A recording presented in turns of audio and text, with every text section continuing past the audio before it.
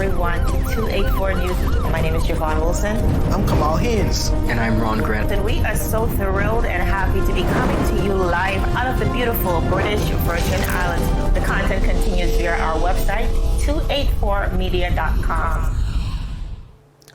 In today's news, government through the Recovery and Development Agency signed 2 contracts valued in excess of $235,000 to commence works for the redevelopment of the Elmore Stoutt High School campus. Public Service Week initiative seeks to assist public officer Collin Stevens with therapy costs, who was left paralyzed after a life-threatening accident. Deputy Governor David Archer Jr. makes appeal for support. And top junior sprinter Jaleel Croal advanced to the 200-meter finals at the Cali 2021 JR PanAm Games. BVICCHA and HLSCC presents Business Stakeholders Meeting, assessing the workforce needs of the business community.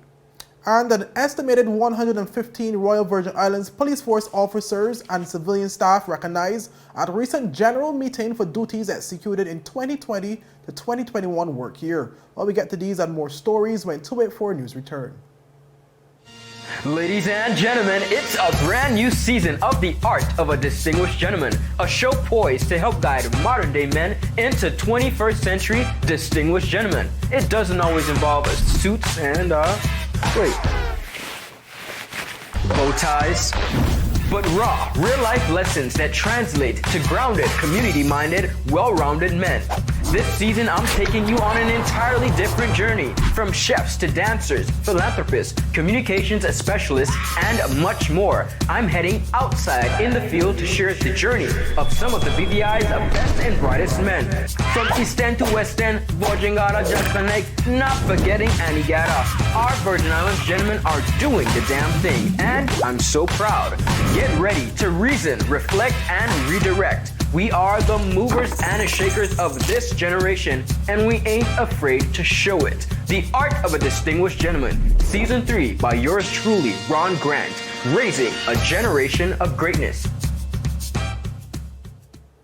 Well, welcome everyone. It's Friday, December 3rd, 2021. I'm Kamal Haynes. And I'm Ron Grant. A fantastic Friday to each and every one of you. We're coming to you live and direct from the beautiful British Virgin Islands. We do hope that you've been having a wonderful week. Before we get into our newscast, of course, just a reminder that Christmas in the city is happening today. It took place today, began, and of course it's continuing on tomorrow.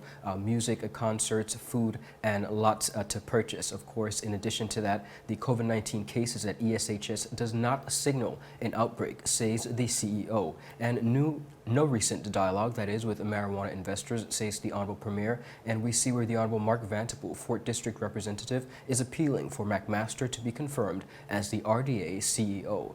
In addition to that, viewers, the British Virgin Islands Chamber of Commerce and Hotel Association, in partnership with the HLSCC Stoutt Community College, presents a business stakeholders meeting assessing the workforce needs of the business community. That is going to be held on the 7th of December 2021 from 11 a.m. to 1 p.m. Now, this meeting, of course, will be held at the Eileen L. Parsons Auditorium, HLSCC campus, and registration is required. Please visit our website for the link in order to register for this amazing event. And this is, of course, sponsored by Caribbean Sellers Limited. Well, viewers, we moved to yesterday's ceremony where the government of the Virgin Islands signed 2 contracts totaling more than $235,000 to commence works for the redevelopment of the Elmore Stoutt High School campus. Well, the signing, which was facilitated through the Recovery and Development Agency, was conducted on the school grounds on Thursday, December 2nd. Well, Sandwise Limited was awarded the first contract valued at $136,079.50 for the demolition and debris works clearance. Well, according to the procurement officer of the RDA, Naoka Murray, there were 17 firms who showed interest at the pre-bidding meeting and site visit. However, she said only 9 tenders were received by the RDA prior to the announced deadline date. Well, the second contract is for design consultancy services for the project and is valued at $99,480. Murray said that the requests for proposals were sent to 10 local firms. However, 5 submissions were received by the announced deadline. Well, after a thorough assessment of the bids submitted, Murray said that Trojan Design and Development Limited were deemed to be the best value for money and was awarded the contract. Take a listen. The procurement of the demolition and debris clearance works was done in accordance with RDA's National Competitive Bidding Procedures. An invitation to tender was published in the BVICCHA newspaper and the RDA and GIS websites on the 7th of October 2021 for a period of 5 weeks. A pre-bidding meeting and site visit was held at 10 a.m. on the 14th of October 2021, and the representatives of 17 firms attended. However, 9 tenders were received by the submission deadline, and following a preliminary and detailed examination of those tenders, Sandwise Limited's tender to the value of $136,079.50 was determined to offer the best value for money, and they were recommended for award of the contract. Procurement of the design consultancy services was also done in accordance with the RDA's procurement policy and general procurement procedures, using the selection method of quality and cost-based selection. Requests for proposals were sent to 10 local firms on the 8th of October 2021, with submission deadline of 4 p.m. on the 29th of October 2021. 5 proposals were received by the submission deadline, and following a preliminary and detailed examination of those proposals, Trojan Design and Development Limited's proposal of the value of $99,480 was determined to offer the best value for money, and they were recommended for award of the contract. While viewers, the Minister for Education, Dr. Natalia Whitley, said that the work to be completed at the high school is long overdue. While he said no significant work was done to the campus in over 5 decades, besides the rehabilitation work that was conducted on the L. Doherty Turnbull building by his government shortly after they took office in 2019. Well, Dr. Whitley also revealed that when he brought the concerns raised by the teachers on the need to fast-track the new building, Premier and Minister of Finance Andrew Foy acted expeditiously in ensuring the necessary resources were sourced to make the project a reality. Teachers told me that we can't wait for that fancy building. We need action right away. Okay, because of course these things take time when you're developing these things. And the teachers were absolutely right. And I certainly acknowledge their agitation. And as a result of that, I had a discussion. There was a PSNI in the meeting, along, I believe the CEO was there as well, along with principals and teachers. Immediately had a conversation with the Premier and the Minister of Finance. And despite what persons want to say about him or say about myself, he was extremely responsive to the concerns of those teachers. Extremely responsive. And he said, just like he said in many other instances, let's do it. Let's make it happen right away for the teachers, for the students, for the principals. I mean, he didn't hesitate. And then we started to go to work. While the Education Minister also expressed his frustration on the bureaucratic structure within government that tends to cause a delay in several processes, therefore affecting intended timelines. Of course, I say it often, I'm frustrated by bureaucracy. I'm terribly frustrated by bureaucracy and by the slow turning wheels in government. And it has to go to this office and it goes to that office. It has to get this signature and it has to get that signature, and we have to do this and we have to do that. It's incredibly frustrating for me. I wanted to go and start building the high school myself. I was ready to go to BVICCHA and Clarence Thomas and start getting the materials and get going. But of course, there are processes to follow, which are senior civil servants, PSs, etc., take us through these processes. And we of course, enlisted the help, the assistance of the Recovery and Development Agency. Meanwhile, Premier Foy detailed the expected outlook of the project once completed, stating that in the first instance, the plan is to have 3 two-story buildings constructed to accommodate the senior students who are presently being housed at the old CTL building. The approach that has been settled upon is for the construction of 3 two-story buildings, at least for now, and maybe on the eastern side of the Elmore Stoutt High School campus that will be utilized in the longer term beyond the repatriation of the senior students in an acceptable classroom environment for maintenance, science, and technical schools, respectively. The buildings will be incorporated into the permanent master plan for Elmore Stoutt High School campus. The project will use traditional style construction methods which utilize existing know-how in the Virgin Islands to the fullest extent. This work is being undertaken in phases. The first phase runs from 10th December 2021 to 7th January 2022 and involves demolition of the concrete slabs from the remnants of the old buildings and the removal of debris from the facility to an improved landfill site, of course in an environmentally friendly manner with due safety to protect all individuals inside and outside of the site. This phase of the project will cost just over $136,079 and has been awarded to Sandwise Limited. The source of the funding is the government of the Virgin Islands. Simultaneously, we are also commencing the design consultancy phase. This work will begin on 2nd December 2021 and must be completed by 14th January 2022. The cost of the design phase is just over $99,000. The selected consultant is Trojan Design and Development Limited, who will be responsible for preliminary and final for tender architectural drawings, 3D render concept drawings, price detailed bill of quantities, among other responsibilities. Well, viewers, that was Premier and Minister of Finance, Honorable Andrew A. Foy. Viewers, continuing on, the Government of the Virgin Islands through the Public Service Commission, which falls under the portfolio of the Deputy Governor of the Virgin Islands, Mr. David D. Archer Jr., has sought to do something very special in observance of the upcoming Public Service Week.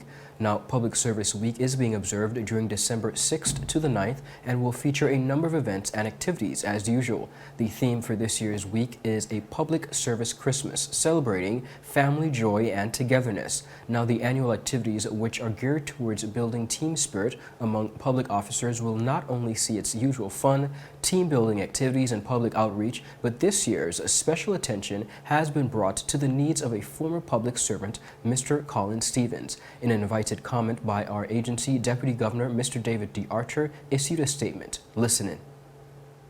Public Service Week will highlight something of this nature with Collin and our support to him. But we are a public service family. This is what we do. We not only work together, but we also support each other. So during Public Service Week, to stop and support one of our fellow public officers is not abnormal. And it's important that we do so with people that we work with, support, and deliver on a daily basis for the wider public service. The efforts during Public Service Week to support Collin is just a public example of what we do every day to support, by extension, our wider public service family. He's one of us. He worked hard, and the small gesture of coming together to support him during his time of medical need is just a small example of what we do with and for our extended public service family. That was Deputy Governor of the Virgin Islands, Mr. David D. Archer. Now, public servants are encouraged to support this initiative. We here at 284 Media wish them much success with the initiative, and continued recovery is also wished from us to Mr. Collin Stevens. Well, viewers, up next, top junior sprinter Jaleel Croal advanced to the 200-meter finals at the Cali 2021 JR PanAm Games. And unvaccinated public officers in St. Vincent from today who have not taken a COVID vaccine will be considered to have abandoned their jobs. Well, we get to these and more stories after a word from our sponsors. You value traditions. Today. You value music. You value education. Family. I love you. Service. Thank you. You're welcome. Love. Life. At Popular, we're committed to you and everything our community values. For the things you value the most, count on us. Popular. Well, welcome back, viewers. Well, local sprint sensation Jaleel Croal advanced to the finals of the 200-meter event at the Cali 2021 inaugural Junior PanAm Games in Colombia after finishing third in the semi-final games on Thursday. While Croal ran a time of 21.24 seconds to secure his spot in that final that was scheduled to run just after 5 p.m. local time this evening. Well, the 18-year-old came out of the race feeling positive about his time and performance. Well, he said, and I quote, "Well, before the race, I was nervous, but I said to myself that the hard part is qualifying and the fun part is the finals. But once on the track, I felt better and I felt good coming out of the blocks and overall felt the race was good. I am very happy about it and will be ready to give it my 100% in the finals," end quote. Well, 284 News also reached out to the president of the BVI Athletics Association, Steve Augustine, who said he was impressed with Jaleel's performance, which reflected the times he ended last season running. I mean, the truth is, Jaleel ended off the season earlier this year, or you would say last season, with a time of 21.14 seconds. That was his best in the 200, which is a commendable time for a guy his age. Sad to say, as you would know, he's been really out of regional competitions for the past 2 or so years, primarily because of COVID-19, etc. When coming out of the hurricane since his last career performance. Going into the games, this was a real opportunity for him to really go out there and showcase his talents. He went out there and he ran 21.24, which in my opinion, and I spoke with him after the race, which in my opinion, I'm like, Jaleel, 21.24, 21.14, there's really very little difference between the two times in track and field. I mean, you're just talking about maybe a lean or, a little bit more at the finish line to get down to 21.14. So in my opinion, I said, Jaleel, you're starting off where you ended off last year or last season. And to me, that's a big motivation that should live inside of you based on the fact that it means that, whether you do it now or later on during the season, you're going to do something great. You're going to run under 20 seconds. The season has just started. As a matter of fact, the track meet that's being held right now, the PanAm Juniors, being held in December, most of the athletes are still going through preseason conditioning type workouts. In his case, his coach, Coach Dorset, had to, ramp things up a bit for him to get him competition ready. And the truth is, yes, he's there, he's competing, but as the world would know on this side of the region or in the Caribbean, all season really gets going come January, February, more so in March, April, May. That's when we really get out there and, we're really having a true competitive season. So he's a little early in the game, but he's done very well thus far, made it to the finals. The left is left to be seen. Well, President Augustine also expressed confidence in Jaleel's ability to run another quick time during today's final, reminding residents that Jaleel is still the defending 200-meter Carifta champion after he won gold back in 2019 in the under-17 category. Performing at a regional level, you do remember Jaleel is our Carifta Games gold 200-meter medalist and I think bronze medalist in the 100-meter. So competing at a regional level at a very high level is nothing new to young Mr. Croal. He's done quite well over the years. He's there, PanAm Juniors, so it's a broader reach. The talent pool is a little bit broader. Perhaps some really good and competitive times will indeed come out of the games by the time it's all said and done. Going into the games, track and field, it's a mano-a-mano sport. Getting butterflies is nothing uncommon. For any athlete, the thing is, what do you do when you get them? In his case, I spoke with him and, it's just going through a routine. One of the important things I told Jaleel is that, through it all, his coach, Coach Dorset, is here in Tortola. That's who he trains with, Talent Extract Club right here in Total. I told him, just remember, give your coach a call if he hasn't called you as yet, and just go through your race strategy. You prepared well, and you just go there and you execute. We can't actually do anything more than what you're physically capable of doing at this very point in time. Well, meanwhile, the BVI's 3x3 basketball team suffered a third consecutive defeat in the competition against Venezuela today, losing 11 points to 22. But the BVI team, which consists of Michael Richardson, Shaquem Tyson, Stefano Paul, DeAndre Mitchum, and coach Trevor West Stevens, had previously lost their first match to Puerto Rico 5-21. But the second match against Colombia went better for the team as they held the lead for the first part before finally conceding the game by 6 points for a 9-15 score. Meanwhile, in sailing, Tad Letson closed out his first day of racing the ILCS 7 Laser with a 5th and 4th place finish out of a fleet of 14, which according to coach Chris Waters is exactly where they plan to be. While speaking on the two races was Coach Waters, who said, and I quote, "But Tad did a really good job starting, sailing smart and conservatively. But we want to be in the middle of the hunt all the way through the end, so we're hoping for similar conditions tomorrow," end quote. Well, Letson also commented on his performance, stating, and I quote, "Well, the first day of the regatta went well," end quote. Adding, "We're looking to maintain a consistent score line and then perhaps look at being more aggressive and making a push after the first race, as that would mark the halfway point of the event," end quote. Well, Letson will compete in 4 more races, with 2 which occurred today, Friday, and tomorrow, Saturday, December 4th, will be the other 2.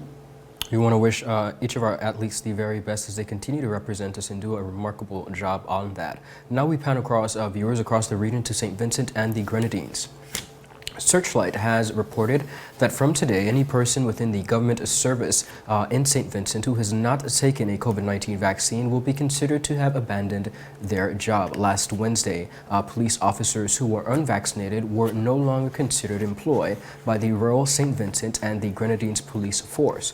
Prime Minister Dr. Ralph Gonsalves said on Wednesday while speaking on NBC Radio's Your Morning Cup program that by today, the RSVGPF would submit to the Chief Personnel Officer the names of officers who abandoned their jobs, and any benefits afforded to them would be looked at. This as SRNO number 28 of the 2021, the Public Health Public Bodies Special Measures rules has taken full effect, and under that law, government workers, unless they have received an exemption, are prohibited from entering the workplace unless they have received at least 1 dose of the COVID-19 vaccine.